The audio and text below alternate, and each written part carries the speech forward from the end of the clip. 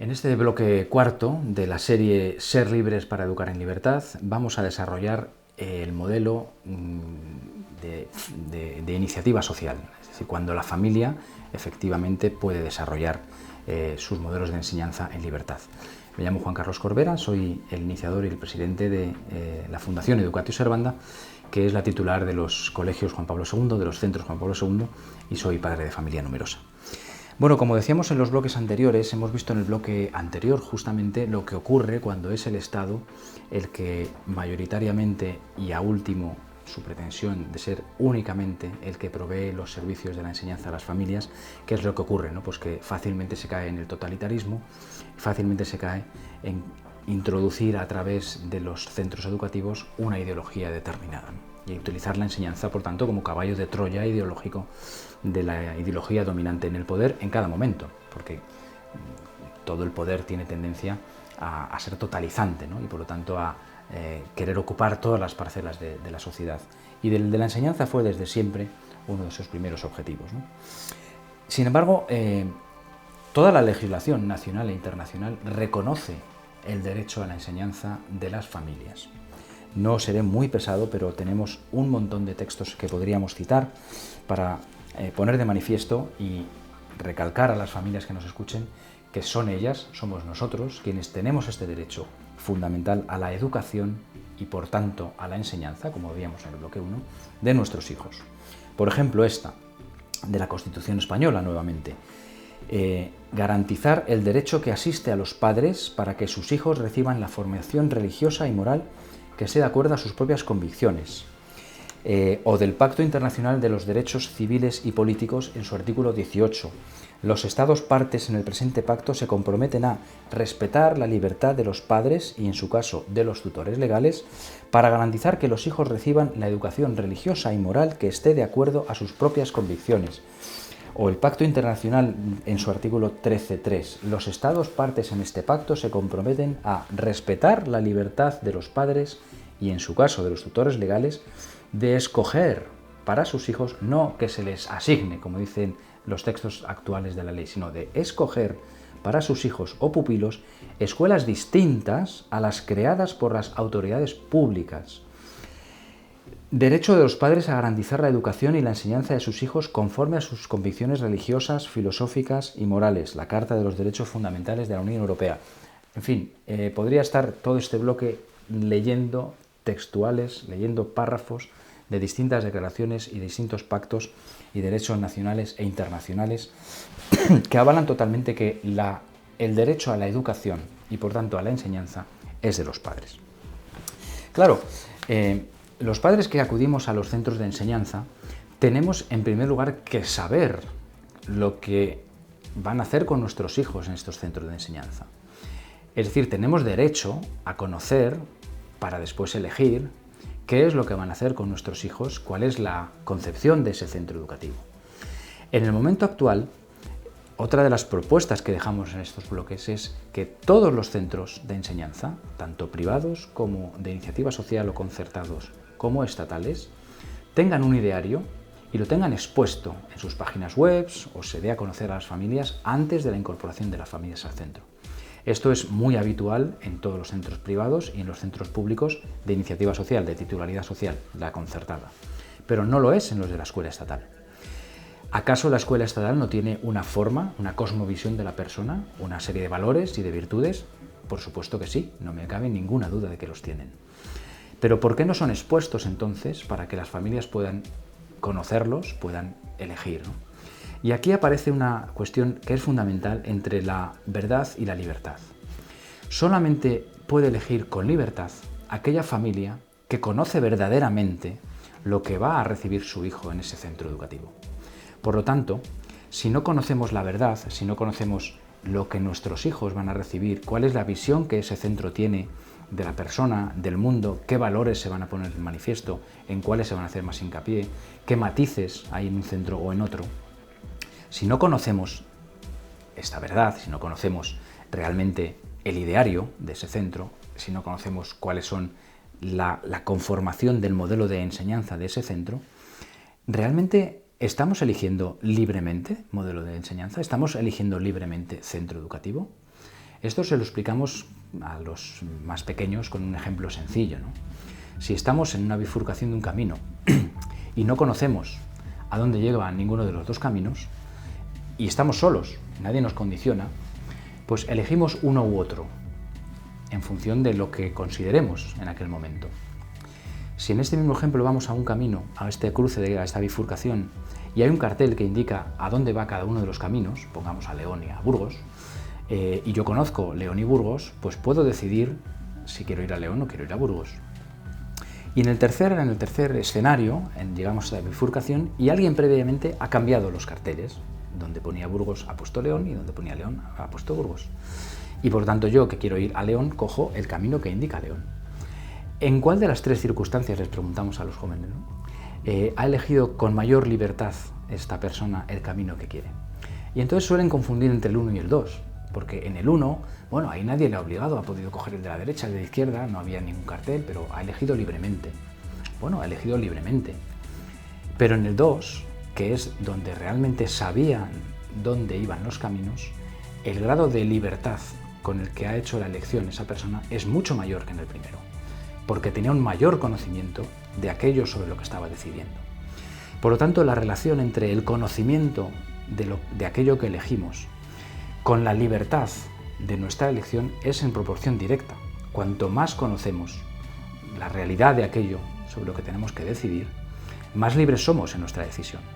Por lo tanto, yo invito a todos los centros, invito a todas las administraciones a que consideren la posibilidad de que en todos los centros de enseñanza se publiquen la visión que tiene ese centro del hombre, de la persona, del mundo, sea la que sea, porque son todas respetables, pero que se conozcan, que las familias conozcan esa realidad para que realmente puedan elegir libremente. Además de esto, tendría una ventaja, aparte de la mayor, que es la mayor libertad de la elección de las familias, tendría al menos tres se me ocurren en ventaja, ¿no? En primer lugar, las familias, como digo, tendrían una mayor libertad de elección. En segundo lugar, los centros tendrían una mayor fortaleza para enseñar en aquello que han mostrado abiertamente a las familias. Oiga, yo le mostré abiertamente lo que iba a enseñar y usted eligió. Por lo tanto, si ahora estoy desarrollando en acciones concretas, en actividades concretas, en matices de las asignaturas que los admiten este modelo antropológico de virtudes, etcétera, usted no me puede decir que no está de acuerdo con este desarrollo, porque eligió, y por lo tanto el centro, al exponer ese ideario, ese modelo, previamente a todas las familias, tiene una mayor fortaleza para desarrollarlo en toda su plenitud. Y por último, también las familias tienen una mayor capacidad de exigir a los centros que efectivamente desarrollen ese modelo. Y que cuando llegue la hora de la verdad, cuando lleguen las acciones concretas, cuando lleguen las actividades, aquellas actividades concretas sean coherentes con lo que el centro decía y desarrollaba en su ideario, en su modelo propio, ¿no? Por lo tanto, me parece muy importante que las familias, aparte de elegir en aquello que nos dejan de la ruta, el comedor, la cercanía, nos averigüemos cada vez más, insisto que los colegios de iniciativa social todos los tenemos, y los centros privados también, pero no así en los centros de titularidad estatal. El argumento es, bueno, es que aquí hay una neutralidad académica. Ya veíamos en el primer bloque que eso no existe la enseñanza neutra y por lo tanto usted tendrá una serie de valores que querrá poner de manifiesto, la paz, la solidaridad, es decir, que la enseñanza sea neutra, suponiendo que asumamos este axioma, cosa que hemos ya desarrollado en el primer bloque, aparte, en el colegio solamente se enseña, no se educa, no se enseña a los niños otras cosas, normas de comportamiento con los demás, otras cuestiones que son mucho más propias del campo de la educación que el de la enseñanza. ¿Acaso quiere decir que la enseñanza estatal no educa? Por supuesto que no, también educa. ¿Y educa en base a qué, ¿no? Es decir, también los centros de titularidad estatal deberían manifestar abiertamente cuál es su modelo a las familias, ¿no? De esta manera, como digo, se desarrollaría mucho más el ambiente de libertad de elección de los centros. damos por hecho que la administración, que el Estado, tiene que ser el titular del derecho a la enseñanza, de la actividad de la enseñanza. Y no nos damos cuenta que hay muchas otras actividades que son digamos, de servicio público, pero que no son ejercidas directamente por el Estado o por las administraciones. Parece que esto en la enseñanza no cabe, ¿no? Pero debería caber. Y pienso, por ejemplo, en algo que sea al alcance de todo el mundo, por ejemplo, el servicio público del taxi, de la movilidad urbana. Es un servicio público, es decir, está regulado. Hay unas tarifas, hay una serie de controles, hay una serie de normas, hay una serie de estipulaciones, de convenios que hay que cumplir, pero el titular del servicio, el que conduce el taxi, no es un funcionario. No es el Estado el que pone a sus funcionarios a conducir el taxi, es el Estado el que regula el servicio porque es un servicio público. Pero no necesariamente tiene que ser el Estado, en este ejemplo, el que ponga funcionarios a conducir el taxi. Esto debería ser así también en la enseñanza. El servicio público se pone de manifiesto, la administración protege este servicio público, pero no necesariamente tiene que ser la administración la que desarrolle el servicio.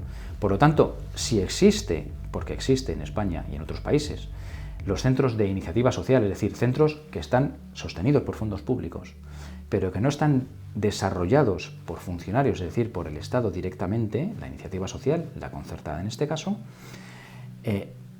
se ha decidido que es una anomalía del sistema, porque es la administración la que tiene que ser no solamente la que provea el servicio allí donde la iniciativa social no llegue, sino que tiene que ser la única proveedora de este servicio. Y el que quiera otro servicio, que se lo pague. Es decir, al final vamos a una concepción clasista de la enseñanza. La administración, como servicio público, quiere ser el único proveedor de este servicio, cortando totalmente la iniciativa social, cortando estos derechos de las familias a elegir, que veíamos en la parte inicial del bloque, a elegir tipo de centro, tipo de enseñanza, ideario concreto, religión, no religión, es decir, un modelo plural. Por eso decimos que las familias primero, es decir, las familias están en primer lugar.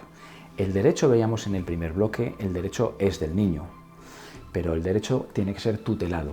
Si es tutelado por la familia, es decir, en segundo lugar es la familia la que provee, la que tutela ese derecho, y en tercer lugar tiene que estar la administración, como decíamos también en alguno de los bloques anteriores, para procurar que, en el caso de que la familia no tutele ese derecho del niño, sea la administración la que lo haga. Por ejemplo, la administración debe funcionar, por lo tanto, de manera subsidiaria a la familia. El derecho a la educación es persona, niño, familia, Estado. Alterar ese orden ontológico, ese orden natural del derecho, crea una disfunción absolutamente kafkiana. Anteponer el Estado, la administración, a la familia en lo que tiene que ver con la enseñanza, genera una disfunción en el orden natural de las cosas, porque es la familia la que debe desarrollar, la que debe elegir, la que tiene que tener también la capacidad de crear centros educativos propios dentro del sistema público. Y allí donde la iniciativa social no llegue, subsidiariamente, el Estado, en último lugar, tiene que proveer ese servicio a aquellas personas que no lo tengan y también, no menor, esta función de regular para todos el sistema. Regularlo no quiere decir intervenirlo. Regular no quiere decir que se haga lo que yo diga. Regularlo es poner unas normas del juego, unas reglas del juego, donde cada uno pueda encajar y cada uno pueda desarrollar su propio proyecto.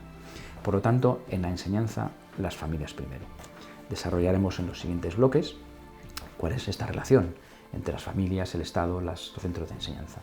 Pero en este bloque terminamos con esta rotundidad, ¿no? En la enseñanza, las familias primero.